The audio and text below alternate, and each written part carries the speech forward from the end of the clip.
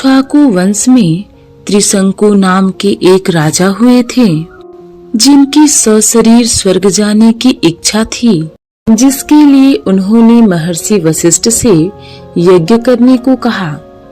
लेकिन महर्षि वशिष्ठ ने यह कहते हुए यज्ञ करने से मना कर दिया कि मुझ में इतनी सामर्थ्य नहीं है कि मैं किसी व्यक्ति को सशरीर स्वर्ग भेज सकूं। महर्षि वशिष्ठ के मना करने पर त्रिशंकु वशिष्ठ जी के पुत्रों के पास गए और उनसे भी यज्ञ करने का अनुरोध किया। परंतु जब महर्षि वशिष्ठ के पुत्रों को यह पता चला कि उनके पिता ने इस काम के लिए राजा त्रिशंकु को मना कर दिया है, तो उन्होंने त्रिशंकु से कहा, राजन, क्या तुम मूर्ख हो जो इतना भी नहीं जानते कि जब मेरे पिता तुम्हें सशरीर स्वर्ग नहीं भेज सकते तो हम लोग कैसे भेज पाएंगे। महर्षि वशिष्ठ के पुत्रों के मुख से ऐसे शब्द सुनकर त्रिशंकु को क्रोध आ गया और वो उन सभी को अपशब्द कहने लगा। महर्षि वशिष्ठ के पुत्रों को राजा त्रिशंकु के अपशब्दों पर क्रोध आ गया और उन सभी ने उसे चांडाल हो जाने का श्राप दे दिया। श्राप के कारण त्रिशंकु का शरीर काला पड़ गया। सर के बाल चांडालों के जैसे छोटे छोटे हो गए। गले की मोती माला हड्डियों की माला में बदल गई। हाथों और पैरों में लोहे के कड़े आ गए। त्रिशंकु के इस बदले रूप को देखकर उसके मंत्री और दरबारी उसे वहीं अकेला छोड़कर भाग गए।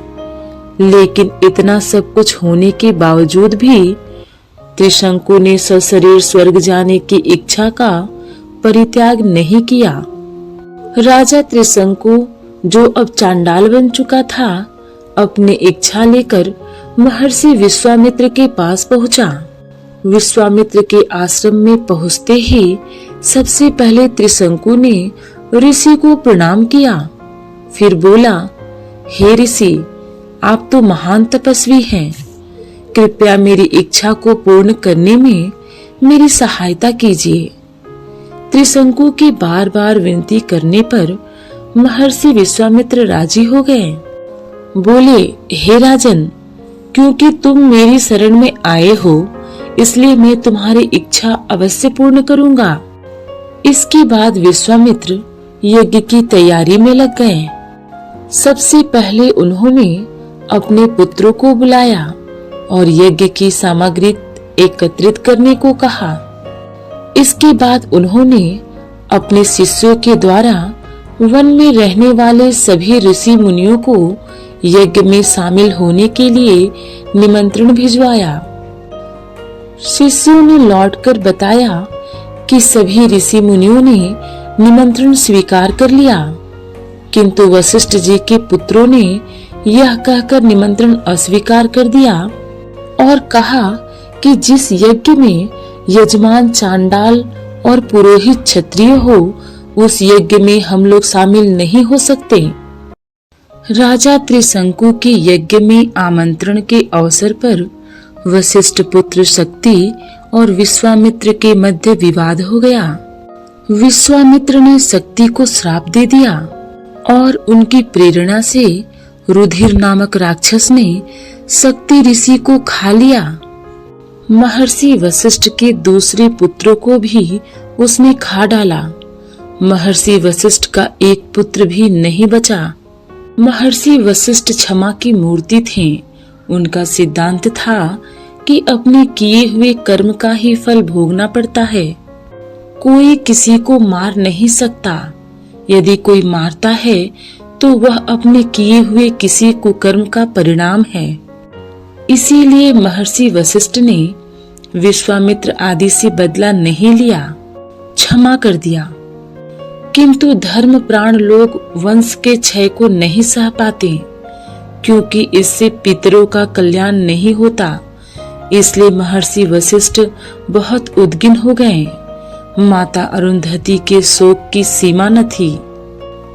पुत्र वधू अदृश्यंती के दुख का कोई पार ही न था। उसका तो सर्वस्व ही लुट गया था। इस घोर कष्ट में भी कष्ट पहुंचाने वाले के प्रति क्षमा का भाव रखना बहुत बड़ी मानवता थी। महर्षि वशिष्ठ और उनकी पत्नी अरुंधति ने तो प्राणों को ही त्याग देना चाहा। उनके विचार में आया कि वंश क्षय के बाद उनका जीना उचित नहीं है। उनकी इस स्थिति को देखकर पुत्रवधू अपना दुख भूल गई और अपने सास ससुर को संभालने में लग गई। उस स्थिति को देखकर पृथ्वी माता भी रो पड़ी थी। अदृश्यंती ने चरण पकड़कर सास ससुर को मनाते हुए कहा, आपके वंश का क्षय अभी नहीं हुआ है, क्योंकि आपका पौत्र मेरे गर्भ में सुरक्षित है। महर्षि वशिष्ठ और माता अरुंधति आश्वस्त हो गए, किंतु शोक और भय से व्यथित पुत्र वधू के कष्ट से वे दोनों फिर रो पड़े।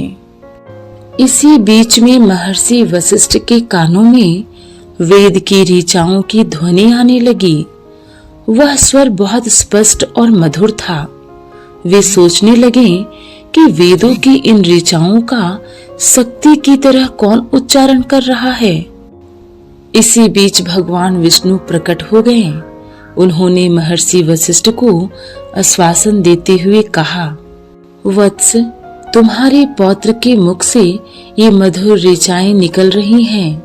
तुम्हारा वंश डूबा नहीं है।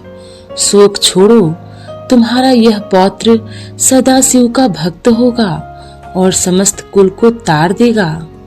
इतना कहकर विष्णु अंतर्ध्यान हो गए। इधर वशिष्ठ जी के पुत्रों की गति से डरकर सभी ऋषि मुनियों ने यज्ञ में विश्वामित्र का साथ दिया।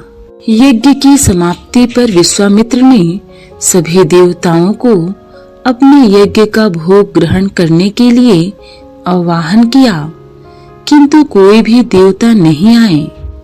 देवताओं के इस व्यवहार से क्रुद्ध होकर विश्वामित्र ने अर्घ हाथ में लेकर कहा, हे त्रिशंकु, मैं तुझे अपनी तपस्या के बल से स्वर्ग भेजता हूँ। इतना कहकर विश्वामित्र ने मंत्र पढ़ते हुए आकाश में जल छिड़का और राजा त्रिशंकु शरीर सहित आकाश में चढ़ते हुए स्वर्ग जा पहुँचे। उधर चांडाल के रूप में त्रिशंकु को स्वर्ग में आया देख देवराज इंद्र क्रोधित हो उठे।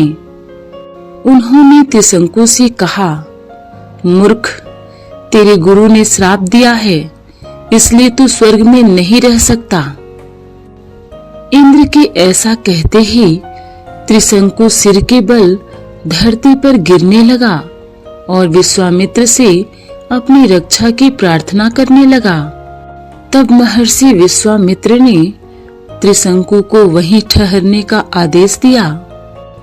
विश्वामित्र ने उसी स्थान पर अपनी तपस्या के बल से स्वर्ग की रचना कर दी और नए तारे तथा दक्षिण दिशा में सप्तऋषि मंडल बना दिया। इसके बाद उन्होंने नए इंद्र की सृष्टि करने का विचार किया, जिससे इंद्र सहित सभी देवता भयभीत हो गए। देवता विश्वामित्र के पास आए और बोले, हमने त्रिशंकु को केवल इसलिए लौटा दिया था कि वे गुरु श्राप के कारण स्वर्ग में नहीं रह सकता।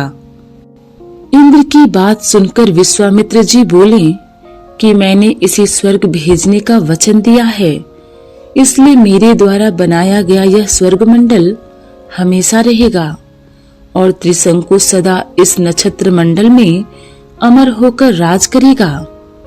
महर्षि विश्वामित्र के इन बातों से संतुष्ट होकर इंद्र आदि देवता अपने अपने लोक वापस लौट गए। इधर महर्षि वशिष्ठ की पुत्र वधू अदृश्यंती ने एक पुत्र को जन्म दिया। महर्षि वशिष्ठ ने अपने पौत्र का नाम पराशर रखा। बालक पराशर ने गर्भ में ही अपने पिता शक्ति द्वारा शिक्षा पाई थी। पृथ्वी पर आने के बाद बच्चे की दृष्टि से अपनी माता की हीनता छिपी न रही। उसने अपनी माँ से पूछा, माँ, तुमने सौभाग्य सूचक आभूषण अपने शरीर से क्यों हटा रखे हैं? माता अपना दुख सुनाकर पुत्र के कोमल हृदय को दुखाना नहीं चाहती थी। वह चुप रही। तब बच्चे ने फिर पूछा, माँ, मेरे पिता कहाँ हैं? इतना सुनते ही अदृश्यंती के धीरज का बांध टूट गया। वह फूट फूट कर रोने लगी। तुम्हारे पिता को राक्षस खा गया, इतना कहकर वह मूर्छित हो गई। इस दुखद स्थिति से महर्षि वशिष्ठ भी बेहोश होकर पृथ्वी पर गिर पड़े। यह करुण दृश्य तेजस्वी बच्चे से सहा नहीं गया, जिस कारण से उसके बूढ़े दादा एवं दादी तथा माता मूर्छित हो जाए। उस कारण पर बच्चे का क्रोधित होना स्वाभाविक था। वह आश्रम वासियों से सारा वृतांत सुनकर सारे विश्व को ही जला देने के लिए उद्यत हो गया। पराशर ने भगवान शंकर की उपासना कर शक्ति प्राप्त कर ली, और जब पराशर विश्व संहार की योजना बनाने लगे तब महर्षि वशिष्ठ ने समझाया, वत्स, तुम्हारा यह क्रोध अयुक्त नहीं है, किंतु विश्व के विनाश की योजना सही नहीं है, इसे छोड़ दो। यह बात बालक की समझ में आ गई, किंतु राक्षसों से उसका क्रोध नहीं हटा। उसने राक्षस सत्र प्रारंभ कर दिया। मंत्र की शक्ति से राक्षस अग्नि में गिर गिर कर भस्म होने लगे। तब महर्षि वशिष्ठ ने पराशर को पुनः समझाया, बेटा, अधिक क्रोध मत करो, इसे छोड़ दो। कोई किसी को हानि नहीं पहुंचा सकता। अपने किए के अनुसार ही हानि प्राप्त होती है, अतः किसी पर क्रोध करना अच्छा नहीं है। निर्दोष राक्षसों को जलाना बंद करो। आज से यह अपना सत्र भी समाप्त कर दो। सज्जनों का काम क्षमा करना होता है। तब पराशर ने अपने पितामह का आदर कर उस सत्र को समाप्त कर दिया। इस घटना से राक्षसों के आदि कुल पुरुष महर्षि पुलस्त्य बहुत प्रभावित हुए और उस स्थल पर प्रकट हुए।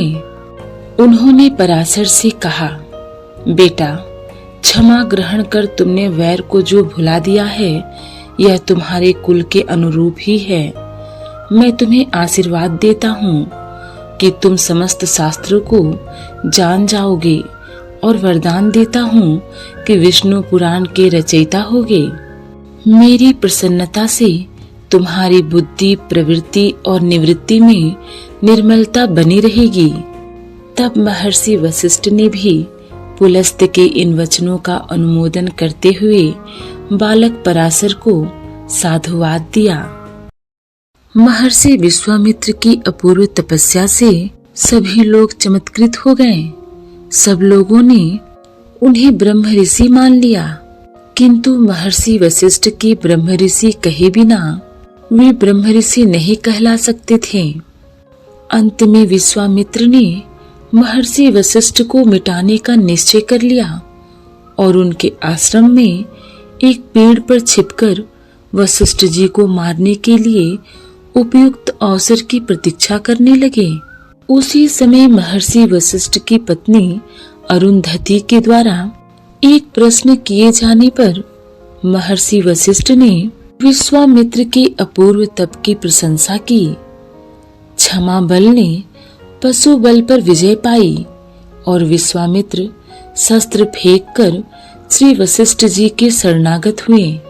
महर्षि वशिष्ठ ने उन्हें उठाकर गले से लगाया और ब्रह्म ऋषि की उपाधि से विभूषित किया। इतिहास पुराणों में महर्षि वशिष्ठ के चरित्र का विस्तृत वर्णन मिलता है। ये आज भी सप्तऋषियों में रहकर जगत का कल्याण करते रहते हैं।